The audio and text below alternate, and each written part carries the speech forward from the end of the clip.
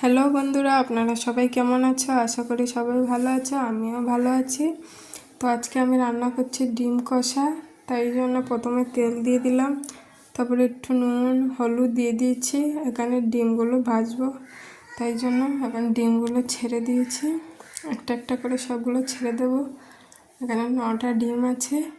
তো ডিমগুলো এখন লাল লাল করে ভেজে নেব। আমি রান্না করলে ডিমগুলো একটু লাল লাল করেই ভাজি।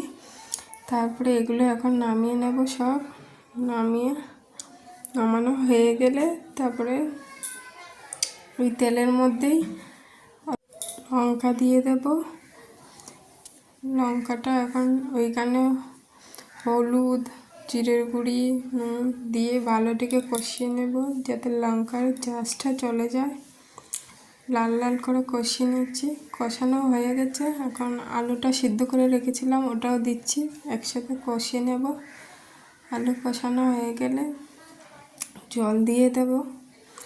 তো আপনাদের আমার এই রান্নার ব্লগ ভিডিওগুলো কীরকম লাগে অবশ্যই কমেন্ট করে জানাবে।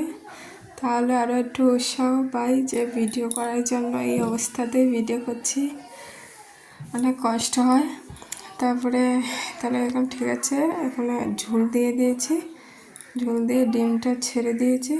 ডিমটা ছেড়ে দিয়ে এখন মানে ঢেকে রেখে দেবো ওটার জন্য। আলু টালু সিদ্ধ করা আছে, হয়ে যাবে তাড়াতাড়ি।